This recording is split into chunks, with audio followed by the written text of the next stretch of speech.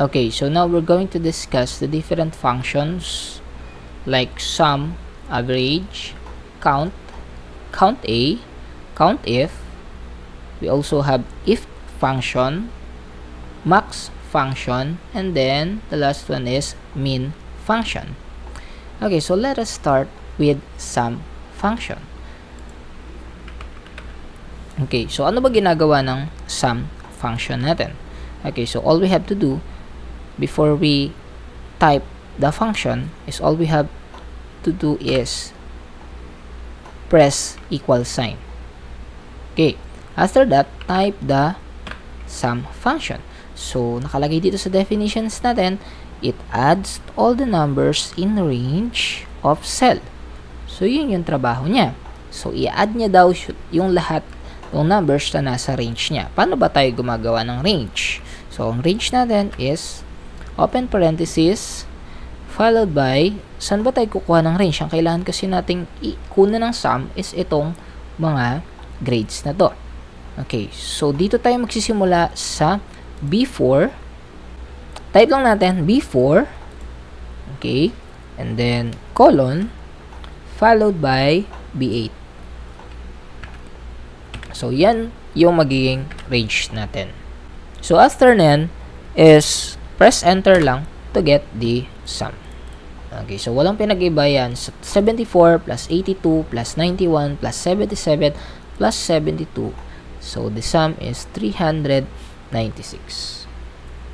Okay, so proceed naman tayo dito sa average.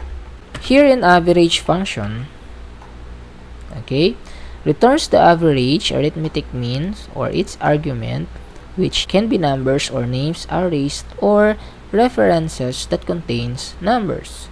Sa average natin, paano ba tayo kumukuha ng average before or sa mathematics natin? So, di ba ang ginagawa natin, kinukuha natin yung sum ng mga numbers na yon and then dinidivide natin kung ilang items sila. So, ito yung common na ginagawa natin. So, let's say for example, kunin muna natin yung sum. Okay, kunin natin yung sum. Ayan. Close parenthesis. And then, pag nakuha na natin sum, divide lang natin into how many items ba ang meron dito. So, 1, 2, 3, 4, 5. So, meron tayong 5. Then, press enter. So, we got 79.2.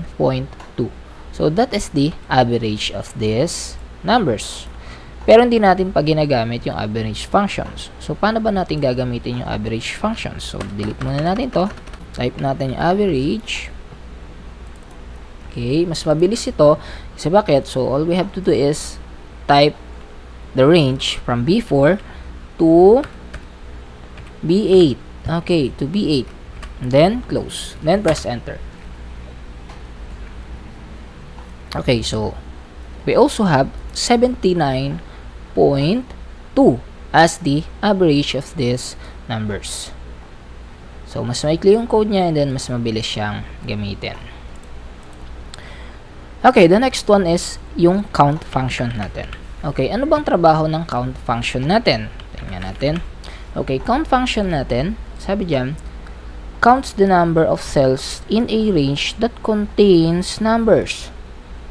Okay, so ibig sabihin, ang bibilangin lang niya doon sa range natin is lahat ng mga cell na merong lamang numbers. Take note, that is only numbers. Try nga natin. Gawa na tayo ng range. Again, ito ulit yung gagawin nating range from B4 to B8. Okay, to B8. So, and then, close parenthesis. Try natin, count function. Okay, so ang binilang niya is 5 or 5 yung naging output natin. Kasi bakit? Ilang bang numbers ang meron? Ilan bang numbers or ilang cell ba ang may lamang numbers dito sa range natin? So, 5 out of 5, 5 rin yung merong lamang numbers. So, paano natin malalaman kung gumagana nga ba talaga siya? Try natin burahin itong 91. Okay, pag binura natin yung 91, sa range natin is merong isang wala. So, that's why 4 na lang yung lumalabas. That is the count. Pero, try natin kung numbers nga lang ba. Okay, try natin baguhin yung range natin. Kasi 4 ang binigay sa atin, 4 ang walang number. So, try natin lakihan yung range natin. Ayan. Okay, try natin kung bibilangan pa rin. Okay, so kahit na sinama natin itong mga letters na to and mga names na to, na students natin, ang binilang niya pa rin is yung mga cells na mayroong lamang numbers. That is the count function. So, balik muna natin. Okay, and then, enter. Then, balik ko ito ditong 91. Okay, next, let us proceed to count A function. Okay, count A functions natin, or function natin. Okay, ginagawa niya, counts the number of cells in a range that are not empty. Ibig sabihin, bibilangin niya yung mga cells na may laman or hindi empty. So, paano kaya yun? Okay, so ang range ulit natin is ito.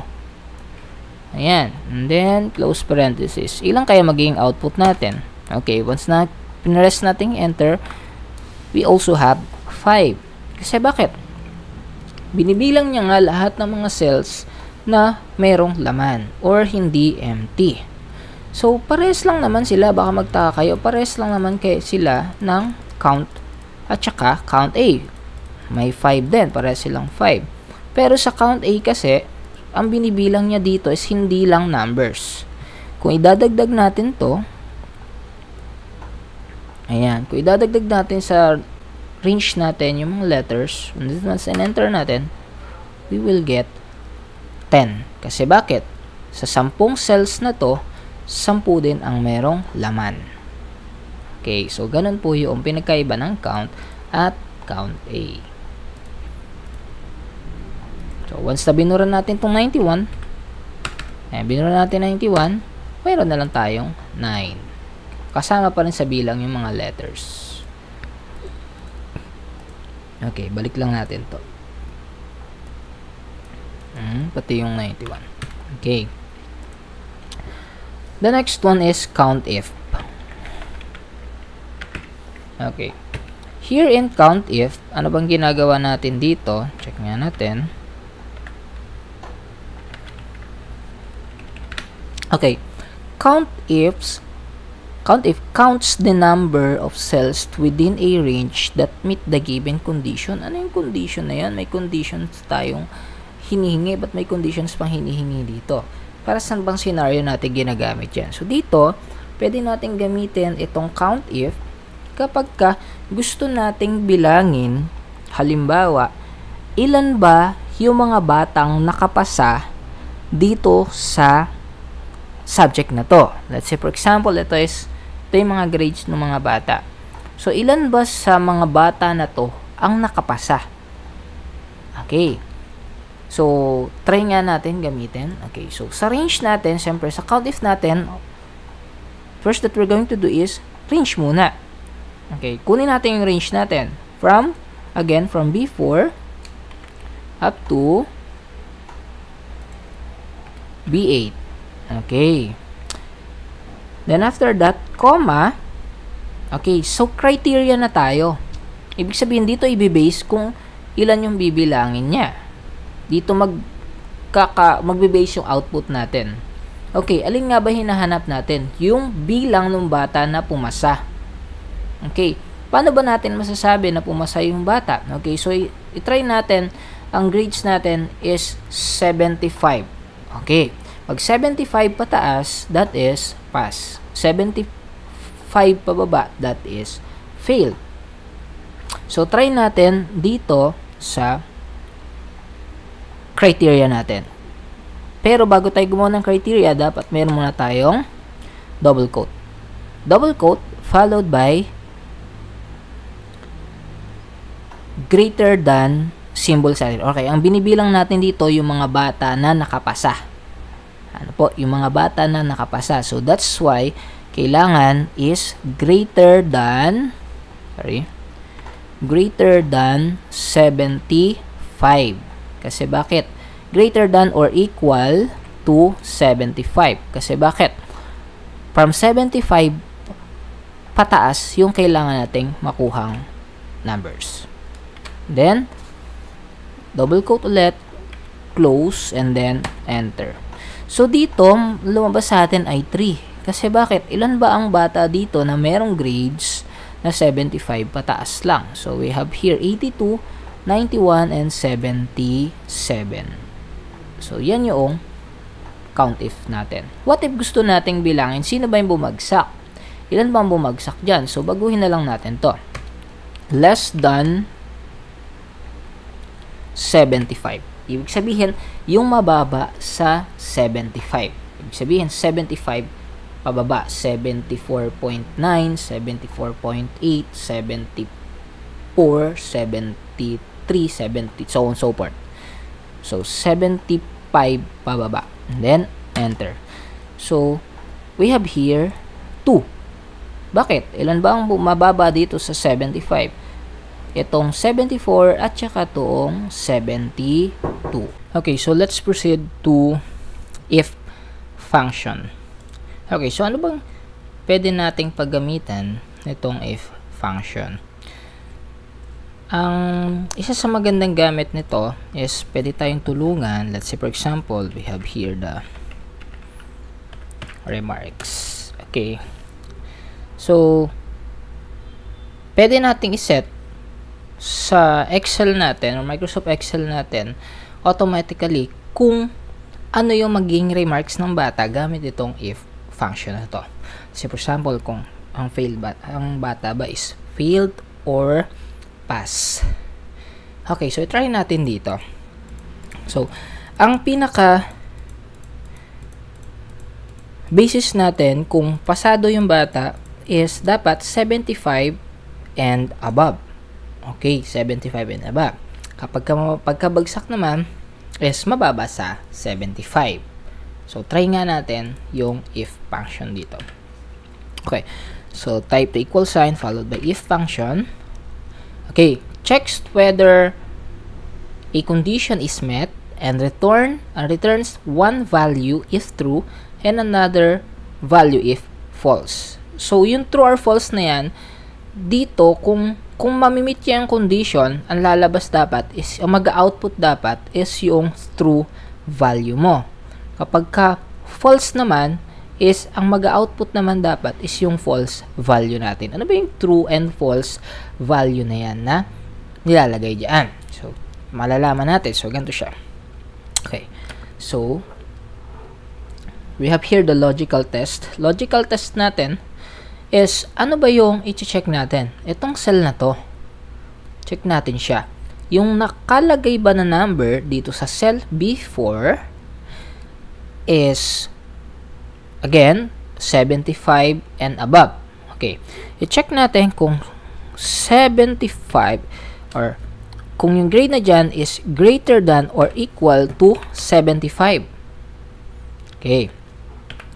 Kapag ka daw, yung number na nasa B4 or yung grade na nasa B4 is mas mataas or equal to 75, ang output natin is true.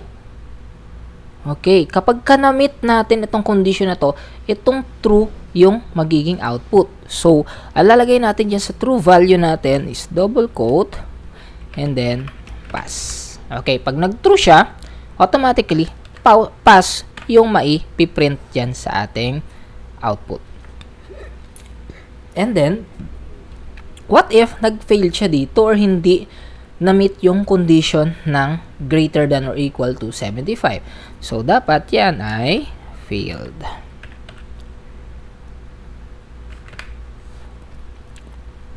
Yan, failed. Then, double quote. Yan, sarado. Okay, check natin and then press enter. Check natin kung yung nasa B4 ay pass or fail. Okay, since the grade in B4 ay 74, automatically that must be failed. So, how about dito sa B5 natin? So, copy-paste na lang natin to. Yan, and then palitan natin to ng B5. Okay, since B5 ito si Adrian. Enter. Okay, so ang 82 is pass. Kasi bakit? Na-meet niya yung condition na greater than or equal to 75.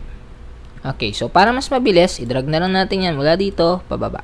Okay, so malalaman na kagad niya ng Excel natin kung yung grades ng bata is pass or fail. So try natin itong baguhin, gawin natin 73. Okay, that is automatically failed. So, balik lang natin. So that is the one use of if function. Okay, so last two is max and min. So very basic lang naman siya sa max and min natin. So obviously max, okay, max returns the largest value in a set of values, ignores logical values and text. Dito maglalagay lang tayo ng range, tapos bibilangin niya kung sino yung pinakamataas na number na nandun sa loob ng range natin. Let's say for example from B4 ulit hanggang sa B8. Okay, from B4 to B8, yan yung range natin. And then, close. Sino pinakamataas from B4 to B8? Let's press enter. Okay, obviously that is 91. Kasi bakit? Si 91 lang yung pinakamataas dito sa range na ito. Okay, that is the max function. And then the last one is yung ating min. Okay. Sa min function natin, kabaliktarin lang siya ng max function natin. Okay, so ano ba ginagawa dyan? Returns the smallest number in a set of values. Pinakamaliit naman sa kanya. So, try nga natin. And then, taran, that is 72. Kasi bakit? 72 naman ang pinakamaliit dito. Okay. So, that is max and min.